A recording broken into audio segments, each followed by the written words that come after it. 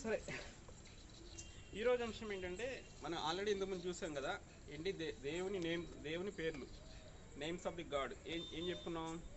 ఎలోహిం, యెహోవా, అడోనై. అడోనై అంటే మూడు మెయిన్ అనమాట. దీంట్లో ఇప్పుడు ఎలోహింలో ఇంకా కొన్ని వస్తాయి. ఎలోహింలో కొన్ని వస్తాయి. ఇదేంటి? L Elyon. ఎల్ ఎల్యోన్ అంటే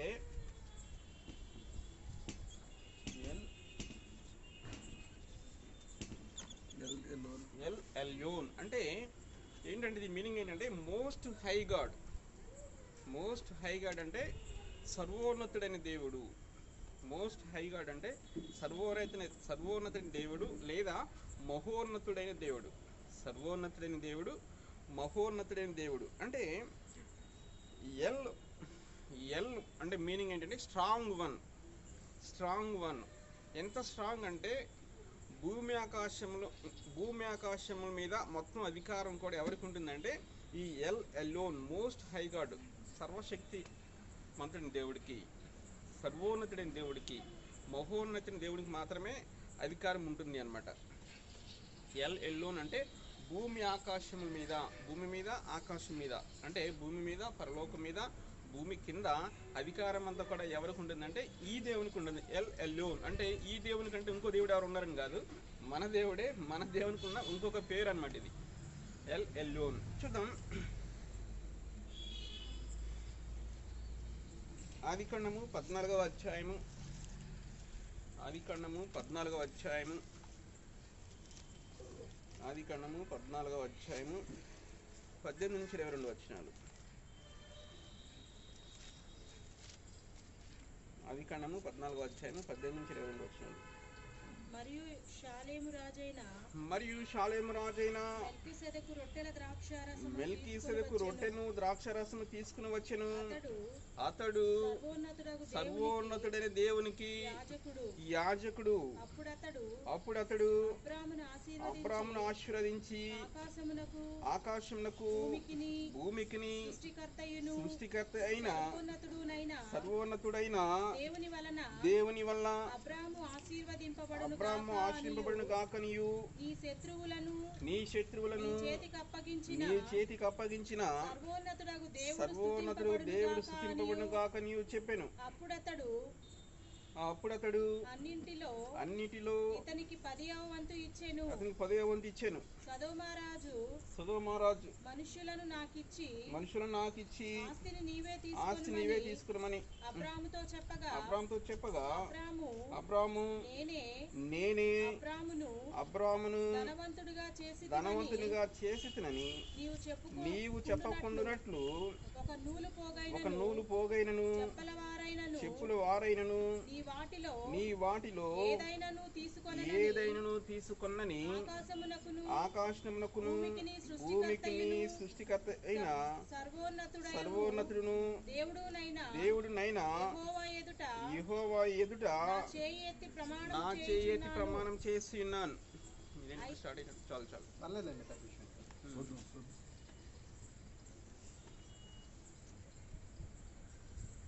వర్షం ఆగిపోవును గాక యేసు నామములో ఆమేన్. ఇక్కడ మనం చూస్తే ఇక్కడ అబ్రాహాం ఉంటాడు. అబ్రహాం పేరు మార్చకుండా అబ్రాహాం. అయితే ఇక్కడ ఏమవుతుంది, లోతు భార్యని వాళ్ళ ఆస్తి మొత్తాన్ని పట్టుకుపోతారు వాళ్ళు. పట్టుకుపోతే ఇక్కడ అబ్రహాం దగ్గరకు వచ్చి ఒకటి చెప్పాడు, ఇలా లోతుని పట్టుకుపోయారు అని. ఇక్కడ అబ్రహాం ఏం చేస్తాడు, అబ్రహాం దగ్గర ఉన్న ఇంటిలో ఉన్న వీళ్ళందరినీ తీసుకుని యుద్ధం చేసి వాళ్ళ మీద గెలుస్తాడు. అంటే దేవుడే సహాయం చేస్తాడు వీళ్ళకి. ఆ రాజులందరినీ అబ్రహాం ఓడిస్తాడు. ఓడించిన తర్వాత ఏమవుతుందంటే ఇక్కడ మెల్కీసెదెకు వస్తాడు. మెల్కీసెదెకు ఎవరు? సర్వోన్నతుడైన దేవునికి యాజకుడు. సర్వోన్నతుడు అంటే మోస్ట్ హై గాడ్ అంటే ఎల్ ఎల్యోన్. ఇక్కడ దేవుడి పేరు ఏంటంటే హెబ్రీ భాషలో ఏమంటారంటే ఎల్ ఎల్యోన్ అంటే మోస్ట్ హై గాడ్, సర్వోన్నతుడైన దేవునికి యాజకుడు. ఇక్కడ మెల్కీసెదెకు ఏం చేస్తాడంటే రొట్టెను ద్రాక్షరసం తీసుకొస్తాడు. ఇంకా అక్కడ చూస్తే అతడు అబ్రాహామును ఆశీర్వదిస్తాడు. ఏమని ఆశీర్వదిస్తాడు? ఆకాశమునకు భూమికిని సృష్టికర్త అయిన సర్వోన్నతుడైన దేవుని వలన అబ్రాహాము ఆశ్రయింపబడిన గాకనియు. ఆకాశమునకును భూమికి సృష్టికర్త అయిన సర్వోన్నతుడి దేవుడి వలన అబ్రాము ఆశ్రయింపబడిన గాకనియు. అంటే ఆకాశంకు భూమికి సృష్టికర్త ఎవరు? మన దేవుడు. ఇక్కడ ఏమంటున్నాడు? సర్వోన్నతుడైన దేవుడు అంటున్నాడు. సర్వోన్నతుడి దేవుడు అంటే ఎవరంటే most high God. Most high God అంటే ఈయన మించిన అధికారము ఇంకా ఆకాశంలో కానీ, భూమి మీద కానీ, భూమి కింద కానీ, పరలోకంలో కానీ ఇంకెవరికి లేదనమాట. మోస్ట్ హై గాడ్, సర్వోన్నతుడైన దేవుడు అంటే సర్వము కూడా ఈయన చేతి కిందే ఉంటుంది.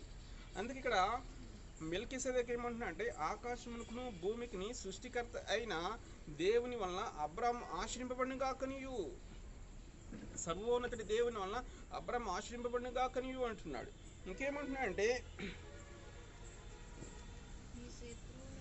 నీ శత్రువులు నీ చేతికి అప్పగించిన సర్వోన్నతుడి దేవుడు స్తుతింపబడిన గాకనియు. మొదట ఏం చేస్తున్నాడు? అబ్రాహాముని ఆశీర్వదిస్తున్నాడు, తర్వాత దేవుని స్తుతిస్తున్నాడు. ఈ మెల్కీసెదెకు ఎవరు? ఈ మెల్కీసెదెకు ఎవరంటే సర్వోన్నతుని దేవునికి యాజకుడు. మనం పాత నిబంధనలో చూస్తే ఒక యాజకత్వం ఉంది. ఏ యాజకత్వం ఉంది పాత నిబంధనలో? న్యాయాధిపతులు యాజకత్వం ఎవరిది ఉంది? లేవి యాజకత్వం ఉంది. లేవి యాజకత్వం దేవుడు ఎవరికి ఇస్తాడు? లేవీలకి ఇస్తాడు యాజకత్వం. అయితే ఈ లేవి యాజకత్వం రాకముందే ఇంకొక యాజకత్వం ఉంది. ఏ యాజకత్వం ఇది? మెల్కీసెదెకు యాజకత్వం ఇది. మెల్కీసెదెకు యాజకత్వం ఇది. అయితే ఈ మెల్కీసెదెకు యాజకత్వం ఆపేసి దేవుడు ఏం చేస్తాడంటే లేవి యాజకత్వం తీసుకొస్తాడు. లేవి యాజకత్వం తీసుకొచ్చిన తర్వాత ఏమైంది? ఈ లేవీలు సరిగా లేరు కనుక ఆ లేవి యాజకత్వాన్ని మళ్ళీ కట్ చేస్తాడు. ఇప్పుడు లేవి యాజకత్వం లేదు. లేవి యాజకత్వం దేవుడు ఆపేసి ఇప్పుడు యేసుక్రీస్తు వారు ఏ యాజకత్వంలో వచ్చారు? మెల్కీసెదెకు యాజకత్వంలో వచ్చారు. మళ్ళీ ఈ యాజకత్వాన్ని ఇక్కడ దేవుడు పునరుద్ధరించాడు అనమాట. అంటే యేసుక్రీస్తు వారు కూడా ఏ యాజకత్వంలో వచ్చారంటే మెల్కీసెదెకు యాజకత్వంలో వచ్చారు. అంటే ఇక్కడ మెల్కీసెదెకు అంటున్నాడు ఆకాశమునకును భూమికిని సృష్టికర్త అయిన సర్వోన్నతుని దేవుని వల్ల అబ్రాము ఆశ్రయింపబడిన గాకనియు. నీ శత్రువులు నీ చేతికి అప్పగించిన సర్వోన్నతుని దేవుడు స్తుతింపబడిన గాకనియు. ఇక్కడ మెల్కీసెదెకు అబ్రాహాంను ఆశీర్వదిస్తున్నాడు. ఇప్పుడు మనం ఏమనుకుంటున్నాం? అబ్రహాం గారి గురించి ఏం చెప్పుకుంటున్నాం? అబ్రహాం దేవుడు ఆశీర్వదించాడు. అబ్రహాం అనే నామము చాలా గొప్పది, నీ నామమును గొప్ప చేస్తాను అంటాడు అబ్రహాంతో. అయితే అంత గొప్ప చేసి అబ్రహాంని ఎవరు బ్లెస్ చేస్తారంటే ఇక్కడ మెల్కీసెదెకు బ్లెస్ చేస్తాడు. ఇక్కడ మెల్కీసెదెకు బ్లెస్ చేస్తాడు. అంటే ఇక్కడ ఏం తెలుస్తుంది మనకి? ఆకాశం మీద కానీ అంటే పరలోకంలో కానీ, భూమి మీద కానీ, భూమి కింద కానీ అధికారం అంతా కూడా ఎవరికి ఉంటుంది అంటే దేవునికి ఉంటుంది. ఏ దేవునికి ఉంటుంది? సర్వోన్నతుడైన దేవునికి. ఆ సర్వోన్నత దేవుని పేరు మన హెబ్రీలో చూసే ఎల్ ఎల్యోన్. అంటే దేవుని పేరు ఎందుకు దేవుని పేరు తెలుసుకోవాలంటే దేవుని పేరులో కొన్ని ఆశీర్వాదాలు ఉంటాయి, కొన్ని బ్లెస్సింగ్స్ ఉంటాయి. ఆ దేవుని నామంలో మనకి రక్షణ వస్తుంది, దేవుని నామంలో మనకి ప్రొటెక్షన్ వస్తుంది, దేవుని నామంలో అన్ని రకాల ఆశీర్వాదాలు కూడా వస్తాయన్నమాట. అందుకే ఈ పేర్లు తెలుసుకోవడం అనేది చాలా ఇంపార్టెంట్ అనమాట. చాలా ఇంపార్టెంట్ ఇది.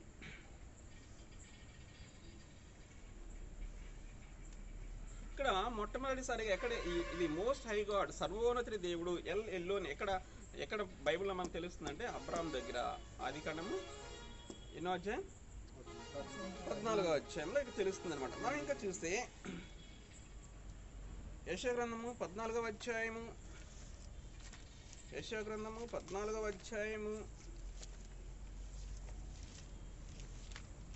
12 నుంచి 14 వచ్చినాలు. యెషయా గ్రంథం 14వ అధ్యాయం 12 నుంచి 18 వచ్చినాలు. రాయాలా? తేజో నక్షత్రమా వేకువ చుక్క నీవెట్లు ఆకాశం నుండి పడితివి, జనములను పడగొట్టిన నీవు నేలమట్టం వరకు ఎట్లు నరకబడితివి. చాలు ఒకసారి ఒక్క నిమిషం. ఇక్కడ ఏమంటున్నాడు? తేజో నక్షత్రమా వేకువ చుక్క నీవెట్లు ఆకాశం నుండి పడితివి, జనములను పడగొట్టిన నీవు నేలమట్టం వరకు ఎట్లు నరకబడితివి. ఇది ఎవరి గురించి చెప్తున్నాడు? ఇక్కడ ఎవరి గురించి చెప్తున్నాడు? ఇది సాతాన్ లూసిఫర్ గురించి చెప్తున్నాడు. తేజో నక్షత్రమా అంటే సాతాను దేవుని మీద తిరుగుబాటు చేయకముందు దేవుని దగ్గర దూతలలో ఒక ప్రధానమైన దూత. దేవుడు ఏం చేస్తాడంటే ఈ లూసిఫర్కి చాలా అధికారం ఇస్తాడు, మెయిన్ దూత. అయితే ఇక్కడ ఏం చేస్తుందంటే సాతాను దేవుని మీద తిరుగుబాటు చేస్తుంది. అందుకే ఇక్కడ ఏమంటున్నా అంటే తేజో నక్షత్రమా వేకువ చుక్క నీవెట్లు ఆకాశం నుండి పడితివి, జనములను నేలమట్టం వరకు పడగొట్టిన నీవు నేల మట్టం వరకు ఎట్లు నరకబడితివి. ఇది లూసిఫర్ సాతాను గురించి చెప్పబడుతుంది. కంటిన్యూ చేయండి. తర్వాత నేను ఆకాశమునకు ఎక్కిపోయేదను, దేవుని నక్షత్రముల పైగా నా సింహాసనమును హెచ్చింతును, ఉత్తర దిక్కునున్న సభాపర్వతం మీద కూర్చుందును, మేఘమండలం మీదకి ఎక్కుదును, మహోన్నతునితో నన్ను సమానిగా చేసుకుందును అని నీవు మనసులో అనుకుంటేవి కదా. చాలు చాలు. ఇక్కడ ఎవరి గురించి చెప్పబడుతుంది? లూసిఫర్, సాతాను గురించి చెప్పబడుతుంది. సాతాను ఏమనుకుందంట? నేను ఆకాశంకి ఎక్కిపోయేదను. ఫస్ట్ అనుకుంటుంది నేను అంటే ఐయామ్. అంటే ఎప్పుడైతే మనిషిలో గర్వం వస్తుందో ఏమంటారు? నేను. ఇక్కడ సాతాను కూడా గర్వం వచ్చేస్తుంది, దేవుని మీద తిరుగుబాటు చేయాలని ఆలోచన వచ్చింది. అందుకే ఏముంటుందంటే నేను ఆకాశంకి ఎక్కిపోయేదను, దేవుని నక్షత్రముల పైగా నా సింహాసనం హెచ్చింతును.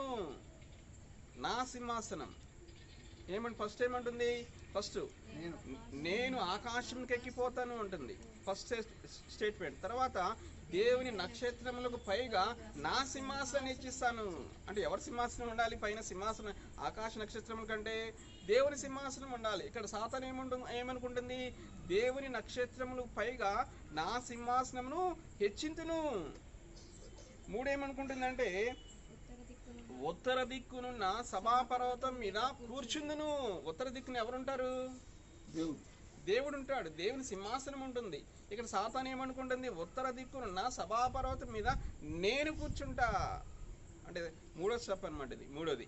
నాలుగేమంటుందంటే మేఘమండలం మీదకి ఎక్కేదను, నేను మేఘమండలం మీదకి ఎక్కుతాను, మహోన్నతితో నన్ను సమానునిగా చేసుకొందును. ఐదేమనుకుంటుంది? మహోన్నతుడితో. మహోన్నతుడు అంటే ఎవరు? మోస్ట్ హై గాడ్, సర్వోన్నతుడైన దేవుడు, లేదంటే మహోన్నతుడైన దేవుడు అంటే ఎల్ ఎల్యోన్. ఈ సాతాను ఏమనుకుంటుంది? ఇగో ఈయనతో నేను సమానం చేసుకుంటా. ఎవరితో? మోస్ట్ హై గాడ్, సర్వోన్నతుని దేవునితో, మహోన్నత దేవునితో నన్ను నేను సమానంగా చేసుకుంటా. ఇక్కడ సాతాను హెచ్చించుకుంటుంది.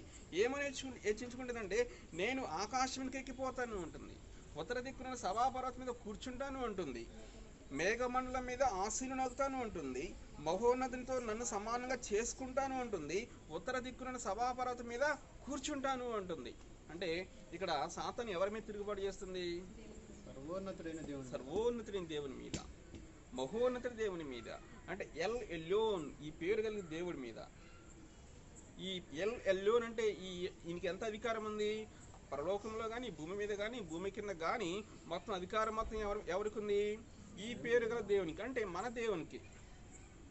అయితే ఈ సాతాను ఏం చేస్తుంది? నేను ఈయన మీద తిరుగుబాటు చేస్తా, ఈయన సింహాసనం తీసేసి నేను కూర్చుంటా, ఉత్తర దిక్కున సభాపర్వతం ఆయన కూర్చుంటాడు, నేను వెళ్ళి కూర్చుంటా, నన్ను నేను మహోన్నతునితో సమానంగా చేసుకుంటా. అంటే ఊరుకుంటాడా? అయితే అప్పుడు ఆయన ఏమంటున్నా అంటే చూస్తే మన కిందకు వస్తే తర్వాత వచ్చిన నీవు మనసులో అనుకుంటేవి కదా. పైకి చెప్పలే, ఎవరితో చెప్పలే. సాతాను ఏమనుకున్నాడు? ఇవన్నీ మనసులో అనుకుంది, నేను ఎన్ని చేస్తా అని. ఇవన్నీ మనసులో అనుకుంటే ఎవరు తెలుస్తుంది? దేవునికి తెలుస్తుంది. తర్వాత నీవు పాతాళములో నరకంలో ఒక మూలకు త్రోయబడితివే. జరిగిందా? జరగలేదా? ఇంకా జరగలా. ఇది సాతాను ఇంకా పాతాళంలోకి వెళ్ళా.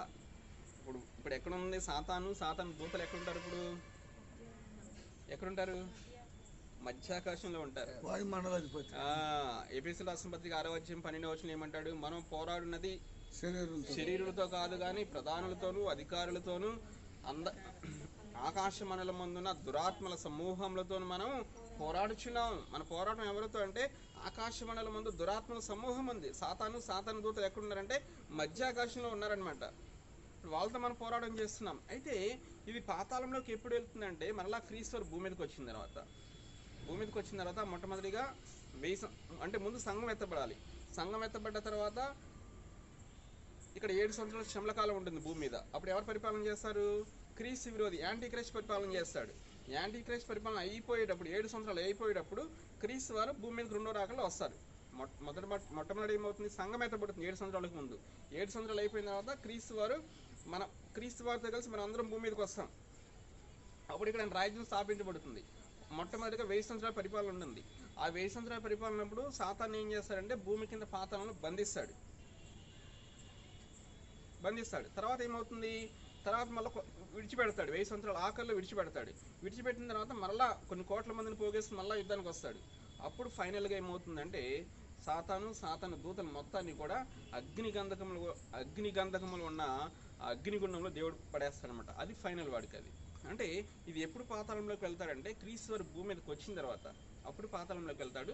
తర్వాత ఆ 1000 సంవత్సరాలు అయిపోయిన తర్వాత ఇంకా ఫైనల్గా సాతాను దూతలు మొత్తాన్ని కూడా అగ్ని గంధకములతో మండుతూ ఉంటుందన్నమాట. నరకం దాంట్లో తోస్తాడు. ఇక్కడ ఏమంటున్నాడు, ఎప్పుడైతే నేను నేను నేను నేను నేను 5 సార్లు అనుకుంటాడు ఇలా, అప్పుడు దేవుడు ఏమంటాడు, దేవుడు అనుకుంటాడా? వాడు 5 సార్లు అనుకున్నాడు కదా అని చెప్పి ఈయన 5 సార్లు యూ నీవు అంటాడు. చూద్దాం ఒకసారి ఏమంటాడు. నీవు పాతాళంలో నరకమునకు ఒక మూలకు తోయబడితివే. ఒక స్టెప్ వాడు 5 సార్లు అనుకున్నాడు కదా, ఒక స్టెప్ ఏం చేస్తున్నాడు, పాతాళంలో నరకంలో ఒక మూలకు తోస్తాను అంటున్నాడు. రెండోది ఏంటంటే అక్కడ కాదు, లాస్ట్ 19 వచ్చినప్పుడు నీవు సమాధి పొందక పారవేయబడిన కొమ్మవలే ఉన్నావు. ఇక్కడ ఏం చేస్తున్నాడు, సాతాను సమాధి చేయబడడు. సాతాను సమాధి ఒక్క నిమిషం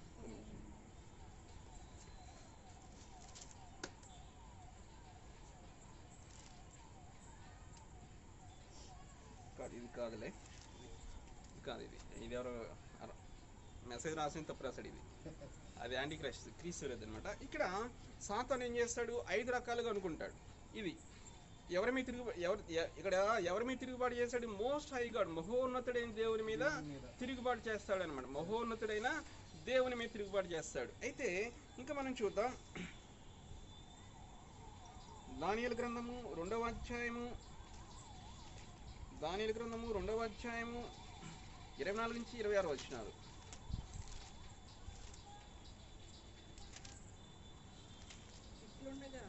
ఇట్లుండగా దానియేలు బబులోనులోని జ్ఞానులను నశింపచేయుటకు రాజు నియమించిన అర్యోకునొద్దకు వెళ్ళి బబులోనులోని ఒక్క నిమిషం దానియేలు గ్రంథం 2వ అధ్యాయము 24 నుంచి 26 వచనాలు. 24 చదవండి. దానియేలు బబులోనులోని జ్ఞానులను నశింపచేయుటకు రాజు నియమించిన అర్యోకునొద్దకు వెళ్ళి బబులోనులోని జ్ఞానులను నశింపచేయవద్దు. రాజు సముఖమునకు తోడుకొని పొమ్ము, నేను ఆ కలభావమును రాజునకు తెలియజేసేదనని. దానియేలు గ్రంథము 4వ అధ్యాయం చెప్పానా, 2 చెప్పానా, 2 చెప్పాను కాదు, 4వ అధ్యాయం దానియేలు గ్రంథము 4వ అధ్యాయము 24 నుంచి 26 వచనాలు. చదువు. రాజా ఈ దర్శన భావం ఏదనగా సర్వోన్నతుడకు దేవుడు రాజుకు నా ఏలిన వాని గురించి చేసిన తీర్మానం ఏదనగా తమ యొద్ద నుండకుండా మనుషులు నిన్ను తరుముదురు, నీవు అడవి జంతువుల మధ్య నివాసము చేయుచు పశువుల వలె గడ్డి తినెదవు. ఆకాశపు మంచు నీ మీద పడి నిన్ను తడుపును. సర్వోన్నతుడకు దేవుడు మానవుల రాజ్యము మీద అధికారి అయి ఉన్నాడనియు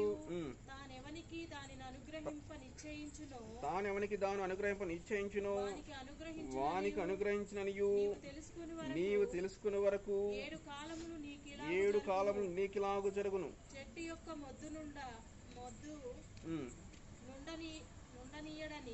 యొక్క మొద్దు నుండనీయుడని వారు చెప్పిరి కదా. దాని వలన సర్వోన్నతుడు అధికారి అని నీవు తెలుసుకున్న మీదట నీ రాజ్యము నీకు మరలా ఖాయంగా వచ్చునని తెలుసుకోము. చాలు. ఇక్కడ ఇది ఎవరి గురించి చెప్పబడుతుంది, నెబుకద్నెజరు గురించి చెప్పబడుతుంది. ఇక్కడ ఎవరుంటారు, దానియేలు ఉంటాడు. ఎక్కడుంటారు వీళ్ళు, బబులోన్లో ఉంటారు. బబులోన్లో ఉన్నప్పుడు ఇక్కడ ఏమవుతుంది, ఇక్కడ నెబుకద్నెజర్కు ఒక దర్శనం వస్తుంది. అయితే ఆ దర్శనము ఆ భావం ఎవరు వివరిస్తారు? దానియేలు వివరిస్తున్నాడు.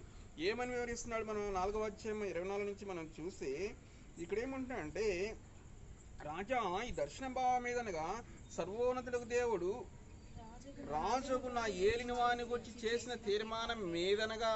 ఇక్కడ ఏమంటున్నాడు? సర్వోన్నతుడు దేవుడు. సర్వోన్నతుడు దేవుడు ఎవరంటే ఎవరు? Most high God, L Elyon. ఈ దేవుడు ఒక తీర్మానం చేశాడంట. ఎవరి గురించి తీర్మానం చేశాడు? నెబుకద్నెజరు గురించి చేశాడు. ఇప్పుడు మనం ఏమనుకుంటాం, ఇక్కడ అమ్మో అక్కడ ఏదో గవర్నమెంట్ ఉంది, ఇక్కడ ఏదో గవర్నమెంట్ ఉంది, క్రైస్తవులు ఏం చేస్తారు. కానీ ఇక్కడ దేవుడు ఏమంటున్నాడు? అక్కడ నెబుకద్నెజరు నియమించింది ఎవరు? మన దేవుడే నియమించాడు. ఏమంటున్నాడు? సర్వోన్నతుడు దేవుడు నీ గురించి ఒక తీర్మానం చేశాడు. ఎక్కడ చేశాడు? పరలోకంలో చేశాడు. ఆ నెబుకద్నెజరు గురించి పరలోకంలో ఒక తీర్మానం దేవుడు చేశాడు. ఏమని చేశాడు? అది దర్శనం వస్తుంది. ఇది నెబుకద్నెజరుకి. ఆ దర్శన భావాన్ని ఎవరు వివరిస్తున్నారు? దానియేలు వివరిస్తున్నాడు. సర్వోన్నతుడు దేవుడు నీ గురించి ఒక తీర్మానం చేశాడు. ఆ తీర్మానం ఏంటంటే, నీవు మనుషుల యొద్ద నుండకుండా తరమబడదు, నీవు అడవి జంతువుల మధ్య నివాసం చేయొచ్చు, గడ్డి మేస్తావు. ఎవరు? నెబుకద్నెజరు ఎవరు? మహారాజు, చక్రవర్తి. అంత చక్రవర్తి గురించి దానియేలు చెప్తున్నాడు, నువ్వు అడవిలోకి వెళ్ళిపోతావు, నువ్వు అడవి జంతువుల మధ్య నివాసం చేస్తావు, నువ్వు గడ్డి తింటావు, ఆకాశపు మంచు నీ మీద పడుతుంది. ఎందుకు? ఇదంతా ఎవరు చేశారు తీర్మానం? సర్వోన్నతుడి దేవుడు పరలోకంలో నిర్ణయం చేశాడు నీ గురించి. నువ్వు అడవిలోకి వెళ్ళిపోతావు, నీకు రాజ్యం ఉండదు, నువ్వు అక్కడ జంతువులతో నివసిస్తావు, నువ్వు గడ్డి తింటావు, నీ మీద మంచు పడుతుంది. అయితే మరలా నీ రాజ్యం నీకు ఎప్పుడు వస్తుందంటే, ఎప్పుడు వస్తుంది అంటున్నాడు?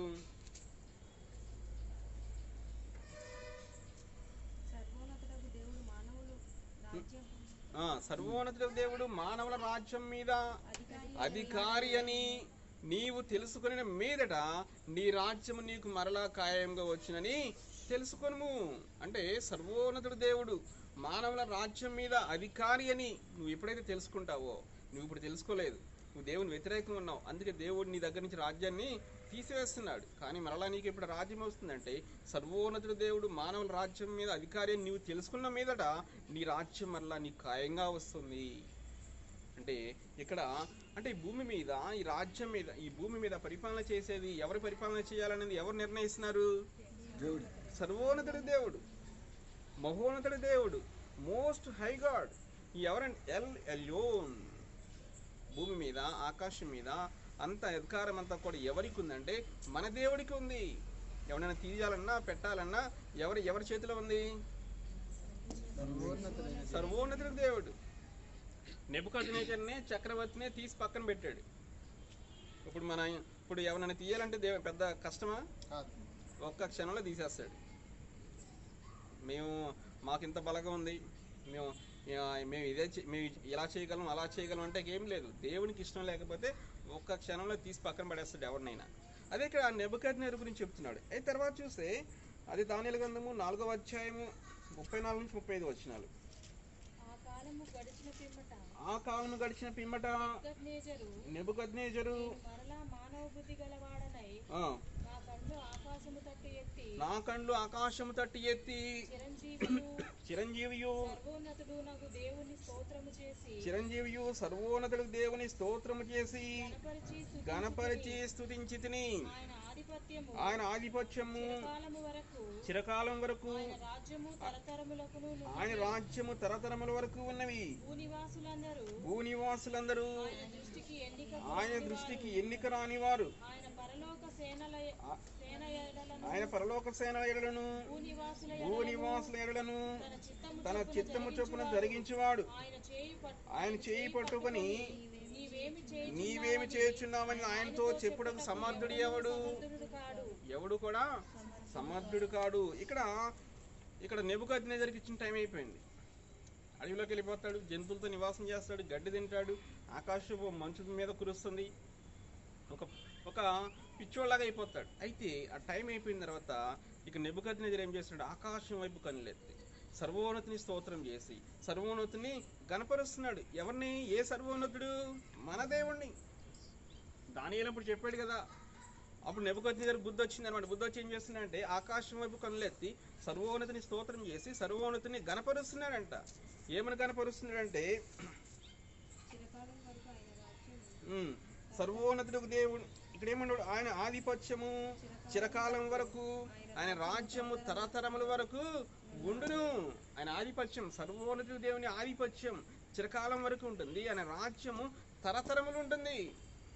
మన ఇండియాలో ఇప్పుడు ఎవరైనా పరిపాలన చేస్తున్నారు అనుకోండి, లేదా అమెరికాలో పరిపాలన చేస్తున్నారు అనుకోండి, వాళ్ళు 5 సంవత్సరాలకి ఎలక్ట్ అవుతారు, లేదా 6 సంవత్సరాలకి ఎలక్ట్ అవుతారు.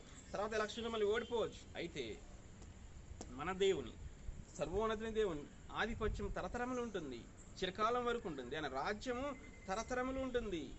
ఇంకేముంటున్నాయంటే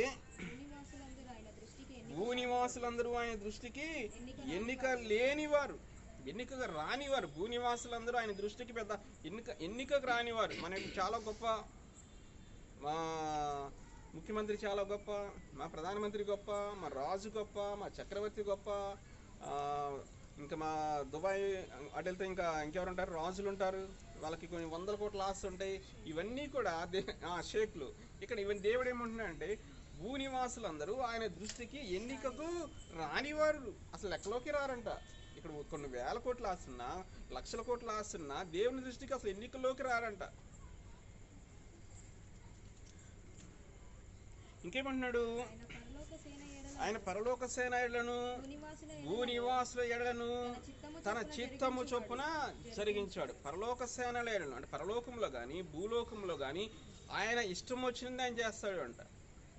ఎవరు కూడా ఆయన దృష్టికి ఎన్నికకు రానివారు.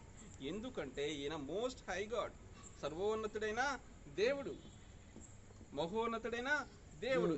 ఎల్ ఎల్లోన్, మన దేవుని పేరంటే ఎల్ ఎల్లోన్. అంటే మొత్తం సర్వాధికారము ఎవరికి ఉందంటే పరలోకంలో కానీ భూమి మీద కానీ భూమి కింద పాతాళంలో కానీ మొత్తం అధికారం ఎవరికి ఉందంటే మన దేవునికే ఉంది. అసలు భూలోక నివాసులు ఆయన దృష్టికి ఎన్నికకు రారంట. అసలు ఏరేమి నేను ఇక్కడ భారతదేశంలో నేను పెద్ద అధికారిని అంటే పో అంట దేవుడు. ఎందుకు? అధికారం మొత్తం కూడా ఆయనకు ఉంది. మనం ఇంకా చూస్తే చాలు ఇంకేమన్నాడు? ద్వితీయోపదేశకాండము 32వ అధ్యాయము 8వ వచనం. ద్వితీయోపదేశకాండము 32వ అధ్యాయము 8వ వచనం.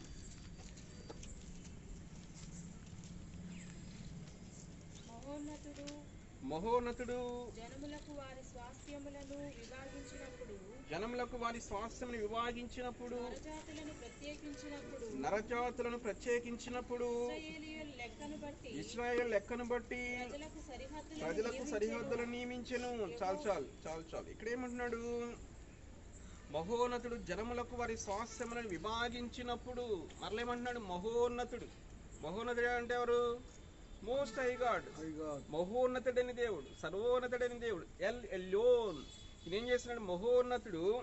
మహోన్నతుడు జనములకు వారి స్వాస్థ్యములను విభాగించినప్పుడు. అంటే భూమి మీద ఒక్కొక్క జనాంగాన్ని విడగొట్టినప్పుడు, భూమి మీద జనాంగాన్ని విడగొట్టింది ఎవరంట? మహోన్నతుడైన దేవుడు, మన దేవుడే. ఇప్పుడు ఆసియా ఖండం వెళ్ళిపోవాలి, ఆఫ్రికా ఖండంలో వీళ్ళు ఉండాలి, ఆ ఖండంలో వీళ్ళు ఉండాలి, ఆ దేశంలో వీళ్ళు ఉండాలి. ఇవన్నీ విడగొట్టింది ఎవరు? మన దేవుడే. మహోన్నతుడైన దేవుడు జనములకు వారి స్వాస్థ్యములను విభాగించినప్పుడు, నరజాతులను ప్రత్యేకించినప్పుడు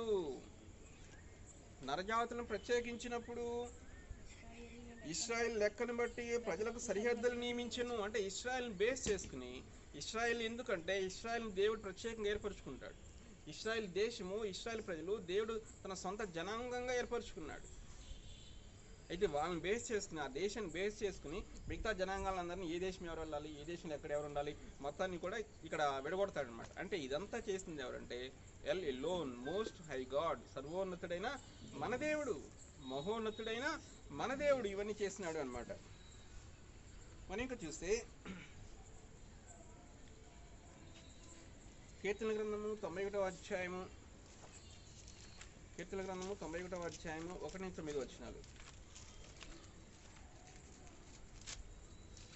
మహోన్నతుని చాటున నివసించువాడే, మహోన్నతుని చాటున నివసించువాడే, సర్వశక్తిని నీడని విశ్రమించువాడు. ఆయనే నాకు ఆశ్రయం, ఆయనే నాకు ఆశ్రయము, నా కోట, నేను నమ్ముకుని నా దేవుడని నేను యెహోవాను గురించి చెప్పుచున్నాను. వేటకాని ఊరిలో నుండి ఆయనను విడిపించును, నాశనకరమైన తెగులు రాకుండా నన్ను రక్షించును. ఆయన తన రెక్కలతో నిన్ను కప్పును, ఆయన రెక్కల కింద నీకు ఆశ్రయం కలుగును. ఆయన సత్యము కేడమును దాలునైనది, రాత్రి వేళ కలుగు భయమునకైనను, పగటి వేళ ఎగురు బాణమునకైనను, చీకటిలో సంచరి తెగులకైనను, మధ్యాహ్నమందు పాడు చెయ్యి రోగమునకైనను నీవు భయపడకుందువు. నీ పక్కన 1000 మంది పడినను, నీ కుడి పక్కన 10,000 మంది కూలినను, అపాయం నీ యొద్దకు రాదు. నీవు కన్నులారా చూచుండగా భక్తిహీనులకు ప్రతిఫలం కలుగును. యెహోవా నీవే నా ఆశ్రయమని, నీవు మహోన్నతుని దేవుని నీకు నివాస స్థలంగా చేసుకుని ఉన్నావు. ఇక్కడ చూడండి, ఇక్కడ ఏమంటున్నాడు? మహోన్నతుని చాటను నివసించువాడే, సర్వశక్తిని నీడను విశ్రమించువాడు. ఆయనే నాకు ఆశ్రయము, నా కోట, నా దుర్గము, నా గానము అంటున్నాడు. ఇక్కడ ఏమన్నా మహోన్నతుని చాటును నివసించేవాడే, సర్వశక్తిని నీడను విశ్రమించేవాడు. మహోన్నతుని చాటున, మహోన్నతుడు అంటే ఎవరు? మరలా most high God. Most high God ఎవరండి? El Elyon. మనం ఎవరి చాటు నివసించాలంట? మహోన్నతుని చాటున మనం నివసించాలి. మహోన్నతుని చాటు నివసించేవాడే, సర్వశక్తిని నీడను విశ్రమించేవాడు. ఆయనే నాకు ఆశ్రయము, నా కోట, నా దుర్గము. ఆయననే మనం కోటగా చేసుకోవాలి, దుర్గంగా చేసుకోవాలి. ఆయనే మనకు రక్షకుడు. ఇంకేముందంటే వేటకాని ఊరిలో నుంచి ఆయన మనల్ని తప్పిస్తాడు, నాశనకరమైన తెగులు రాకుండా మనల్ని రక్షిస్తాడు. ఇంకేమన్నాడు? ఆయన రెక్కలతో ఏం చేస్తాడంటే మనల్ని కప్పుతాడు. ఆయన రెక్కల కింద మనకు ఆశ్రయం ఉంది. ఆయన సత్యము కేడము డాలునై ఉన్నది. ఇవన్నీ ఎవరి ద్వారా మనకు వస్తుందంటే మహోన్నతుడైన దేవుని ద్వారా, సర్వోన్నతుడి దేవుడి ద్వారా, L alone most high God. ఈ దేవుని ద్వారా మనకి ఇంత ప్రొటెక్షన్ వస్తుంది అంటున్నాడు. ఇంకేమంటున్నాడంటే రాత్రి వేళ కలుగు భయమునకైనను, పగటి వేళ ఎగురు బాణమునకైనను, చీకటిలో సంచరి తెగులకైనను, మధ్యాహ్నం ముందు పాడుచే ఏ రోగమునకైనను నీవు భయపడకుందువు. చూడండి ఏం చెప్తున్నాడు? రాత్రి వేళ కలుగు భయమునకైనను, పగటి వేళ ఎగురు బాణమునకైనను, చీకటిలో సంచరి తెగులకైనను, మధ్యాహ్నం ముందు పాడుచే ఏ రోగమునకైనా నీవు భయపడకుందువు. కొంతమందికి ఏంటి? రాత్రి వేస్తే భయం, కరెంట్ లేకపోతే భయం, భయపడిపోతూ ఉంటారు. ఇక్కడ ఏమన్నాడు? చీకటిలో సంచరి తెగులకైనను, మధ్యాహ్నం ముందు పాటు చే రోగమునకైనను దేనికి కూడా నీవు భయపడకుందువు. ఎందుకు భయపడకుందువు? ఎందుకు మనం భయపడకుండా ఉండాలి? మహోన్నతుని ఆయన రెక్కలతో మనల్ని కప్పుతున్నాడు. ఆయన రెక్కల కింద మనకి ఆశ్రయం కలుగుతుంది. ఇంకేమన్నాడు? నీ పక్కన 1000 మంది పడినను, నీ కుడి పక్కన 10,000 మంది కూలినను, అపాయం నీ యొద్దకు రాదు. ఇక్కడ చూడండి, నీ పక్కన 1000 మంది పడినాను అంటే ఎడం పక్కన 1000 మంది పడినాను, మన ఎడం పక్కన 1000 మంది పడినాను, కుడి పక్కన 10,000 మంది కూలినను అంటే కూలటం అంటే చనిపోవడం. ఇప్పుడు మనం ఉన్నాం, కరోనా వచ్చింది, కరోనాలో చాలామంది చనిపోయారు. ఇక్కడ అదే అంటున్నాడు, నీ పక్కన 1000 మంది కరోనా చచ్చిపోయినా, ఎడం పక్కన, కుడి పక్కన కరోనా వచ్చి 10,000 మంది చచ్చిపోయినా, అపాయం నీ యొద్దకు రాదు. అపాయం మన యొద్దకు రాకూడదు. ఎందుకు? మన మహోన్నతిని చాటుని మనము నివసిస్తున్నాం. ఆయన రెక్కల కింద మనకి ఆశ్రయం ఉంది.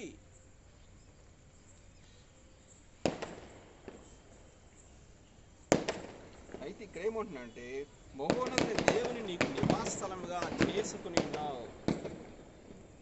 మహోన్నతిని దేవుని మనం నివాస స్థలంగా చేసుకున్నాం కనుక ఈ ఇంత రక్షణ, ఇంత ప్రొటెక్షన్ దేవుడు మనకి ఇస్తాను అంటున్నాడు. అయితే మన మహోన్నతిని చాటున అంటే ఇప్పుడు మహోన్నతుడు అంటే ఎవరు? Most high God, El Elyon, సర్వోన్నతుడైన దేవుడు. ఇప్పుడు మనకి ఎవరంటే అవి ఎవరంటే చూద్దామా? ఫిలిప్పీయులకు రాసిన పత్రిక 2వ అధ్యాయము, ఫిలిప్పీయులకు రాసిన పత్రిక 2వ అధ్యాయము 9 నుంచి 11 వచనాలు. ఫిలిప్పీయులకు రాసిన పత్రిక 2వ అధ్యాయము 9 నుంచి 11 వచనాలు.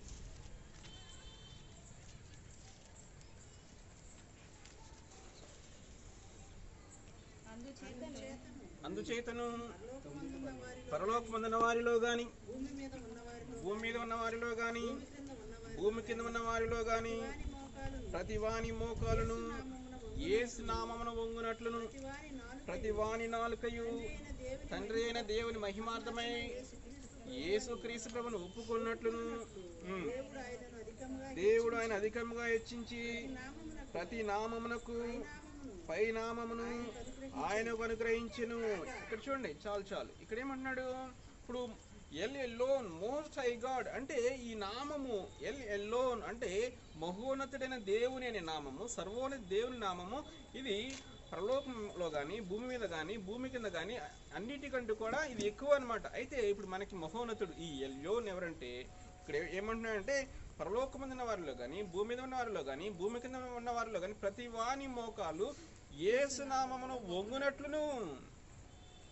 పరలోకంలో ఉన్న వాళ్ళు కానీ దేవదూతలు కానీ భూమి మీద ఉన్న మనుషులు కానీ భూమి కింద పాతాళంలో ఉన్న ఇంకెవరన్నా కానీ అందరూ కూడా ఎవరి దగ్గర వంగాలంటే ప్రతి వాని మోకాలు యేసు నామమున వంగునట్లును ప్రతి వాని నాలుకయు తండ్రి అయిన దేవుని మహిమార్థమై యేసుక్రీస్తు ప్రభువును ఒప్పుకొనినట్లును దేవుడు ఆయన అధికంగా హెచ్చించి ప్రతి నామమునకు పైనామము ఆయనకు అనుగ్రహించెను.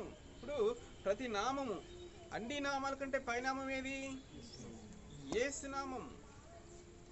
అంటే ఇప్పుడు మన L Elyon most high God ఎవరంటే యేసువారు అన్నమాట. అంటే ప్రతి వాని మోకాలు పరలోకంలో కానీ భూమి మీద కానీ భూమి కింద కానీ ప్రతి వాని మోకాలు యేసు నామములో వంగాలి. ప్రతి వాని నాలుక తండ్రి అయిన దేవుని మహిమార్థమై యేసుక్రీస్తు అని ఒప్పుకోవాలి. ఇప్పుడు మన మోస్ట్ హై గాడ్ ఎవరు? యేసువారు. ఇంకా మనం చూస్తే ఎఫెసీయులకు రాసిన పత్రిక 1వ అధ్యాయము 20 నుంచి 21 వచనాలు. ఎఫెసీయులకు రాసిన పత్రిక 1వ అధ్యాయము 20 నుంచి 21 వచనాలు. ఆయన బలాతిశయం చేత క్రీస్తును మృతుల్లో నుండి లేపి సమస్తమైన ఆధిపత్యం కంటేను అధికారం కంటేను శక్తి కంటేను ప్రభుత్వం కంటేను ఈ యుగమునందు మాత్రమే కాక రాబో యుగమునందును పేరు పొందిన ప్రతి నామము కంటేను ఎంతో హెచ్చుగా పరలోకమందు ఆయనను తన కుడి పార్శ్వమున కూర్చుండబెట్టుకొని ఉన్నాడు. ఇది ఎవరి గురించి చెప్పబడుతుంది? క్రీస్తు వారి గురించి చెప్పబడుతుంది. ఇక్కడ ఆయన గురించి ఏమని చెప్పబడుతుందంటే ఆయన బలాతిశయం చేత క్రీస్తును మృతుల్లో నుండి లేపి సమస్తమైన ఆధిపత్యం కంటేను అధికారం కంటేను శక్తి కంటేను ప్రభుత్వం కంటేను. చూడండి, సమస్తమైన ఆధిపత్యం కంటే శక్తి కంటే అధికారం కంటే ప్రభుత్వం కంటే ఇంకేమన్నాడు? ఈ యుగమునందు మాత్రమే కాదు రాబో యుగమునందు కూడా పేరు పొందిన ప్రతి నామము కంటే ఎంతో హెచ్చుగా పరలోకమందు ఆయన తన కుడి పార్శ్వమున కూర్చుండబెట్టుకుని ఉన్నాడు. అంటే ఇప్పుడు మోస్ట్ హై గాడ్ సర్వోన్నతుడైన దేవుడు మహోన్నతుడైన దేవుడు ఎవరంటే క్రీస్తు వారు. మనకి L alone most high God ఎవరంటే మనకి ఎవరంటే యేసుక్రీస్తు వారు. ఇంకా మనం చూస్తే మత్తయి సువార్త 28వ అధ్యాయము 18వ వచనం. మత్తయి సువార్త 28వ అధ్యాయం 18వ వచనం.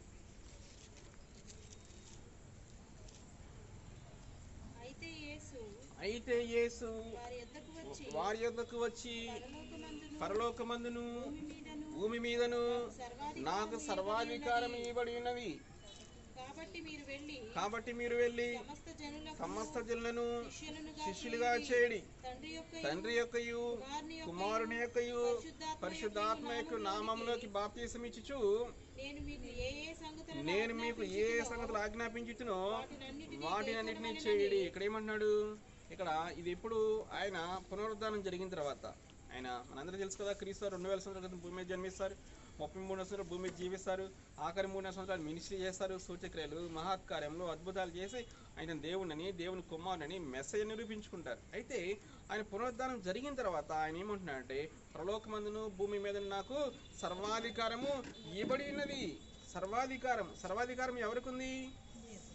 పరలోకమందు కానీ భూమి మీద కానీ. ఇక్కడ మనం ఏం చెప్పుకున్నాం? Most high God L alone అంటే పరలోకం మీద భూమి మీద సర్వాధికారం ఎవరికి ఉంది అంటే ఈ దేవునికి ఉంది. ఎల్ ఎల్లోన్ మోస్ట్ హై గాడ్కి ఉంది. అంటే ఇప్పుడు యేసుక్రీస్తు ఏమంటున్నారు? పరలోకమందును భూమి మీదను నాకు సర్వాధికారము ఇవ్వబడి ఉన్నది. అంటే ఈ ఎల్ ఎలోన్ ఇప్పుడు మనకి ఎవరంటే క్రీస్తు వారు అనమాట. అంటే మనకి ప్రొటెక్షన్ అంతా మన 97వ కీర్తనలో చెప్పుకున్న ఆ ప్రొటెక్షన్ అంతా కూడా ఇదంతా కూడా మనకి ఎవరి ద్వారా వస్తుందంటే క్రీస్తు వారి ద్వారా మాత్రమే వస్తుంది. ఎందుకంటే పరలోకమందు కానీ భూమి మీద కానీ భూమి కింద కానీ ప్రతి వాని మోకాలు యేసు నామమున వంగాలి అంత అధికారం ఆయనకు ఉంది అనమాట. అంటే ఇప్పుడు యేసుక్రీస్తు వారు దేవుడు కాదు, ఆయన దేవుని కుమారుడు మాత్రమే, లేదంటే ఒక మానవుడు మాత్రమే అని ఎవరైతే చెప్తున్నారో ఒకరోజు వస్తుంది వాళ్ళు కూడా వచ్చి క్రీస్తు వారి దగ్గర మోకరిస్తారు. ఇప్పుడు మోకరిస్తే ఓకే, ఇప్పుడు మోకరిస్తే పరలోకం వెళ్తారు. ఇప్పుడు మోకరించిపోయినా మళ్ళా వస్తారు, మరలా వచ్చి నరకానికి వెళ్ళి మరలా వచ్చి ఆయన దగ్గర మోకరించి ఆయన లెక్క అప్పచెప్పి మరలా నరకానికి పోతారు. ప్రతి భూమి మీద ఆదాం దగ్గర నుంచి మరలా ఆయన రెండో రాకల్లో భూమి మీద వచ్చే వరకు కూడా భూమి మీద పుట్టిన ప్రతి ఒక్కడు కూడా L alone most high God ఈయన దగ్గర వచ్చి మోకరించాలి. ఆ L alone most high God ఎవరంటే క్రీస్తు వారు అన్నమాట. దేవుడి వాక్యం ఆశించింది కాక. ఆమేన్. లాస్ట్ లో మాత్రం చెప్తాడు వీడు.